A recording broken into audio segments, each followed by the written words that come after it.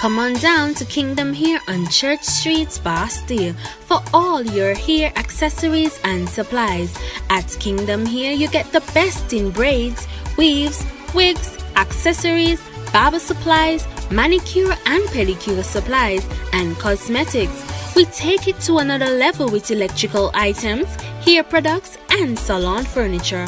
Our customer service is second to none and is seen from the very moment you enter our store. All at Kingdom Hair in the Charles Wilkin Building on Church Street, Bastille. Telephone number 466-8727. Kingdom Hair, your beauty supply store. The opposition St. Kitts and Nevis Labour Party is slamming the government for the proposed changes to the Elections Act that will compel nationals abroad to reside in the Federation for 6 months before they can register to vote in the next general elections. Chairperson of the Labour Party, Marcella, in an interview with SK Newsline, said even before the first reading of the Amendment Act in Parliament, there should have been widespread consultation by the government. To just come and do a first reading of an amendment to the Elections Act without any consultation with anybody at all must be offensive and certainly not good for democracy. And the second thing is the deception, really, in the sense that we had an election in 2015. I believe that the people now in government would have made more trips overseas to our nationals all over the globe to encourage people to come to vote. Having done that, and having brought in the people, they're now saying, okay, thank you very much, don't come back. The Elections Amendment Act, as it relates to the residency requirements for overseas-based nationals, had its first reading last month in the House of Assembly, sparking debate in the diaspora and locally. Prime Minister Dr. Timothy Harris said recently that there will be consultation with everyone before any changes are made.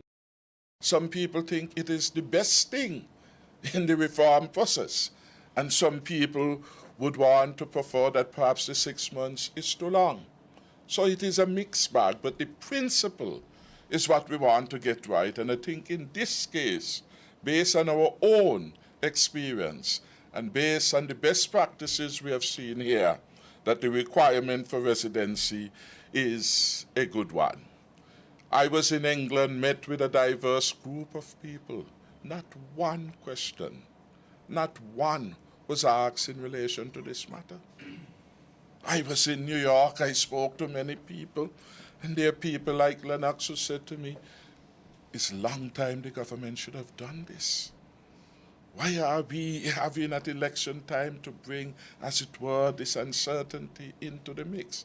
So it will, as in most things, you will have those for and those against. However, MP Librard said the proposed changes were the norm before the then PAM-NRP coalition made changes to the Act in the 1980s. That when the People's Action Movement and the Nevis Reformation Party, PAM-NRP coalition, came to power in 1980, they met a system that Bradshaw had where persons had to live in the constituency for 6 months in order to register in that constituency. Sounds familiar?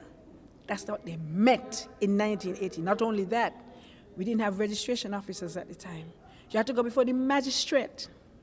It was the magistrate who you had to go before in order to register when you go in. They came into power, they met that. They changed the entire thing, took out the total time requirement. So you didn't have to live in the constitution for any time at all, not even a day, after they changed the legislation and removed that. So now the very people, because the People's Action Movement is part of this coalition, have come back now to say, we're going back to what we had in 1980, that they met in 1980 because it's such a great thing. The opposition MP said the amendment's efforts by the government is pure politics and is not in the interest of improving electoral reform. Andre Huey, SKN Newsline.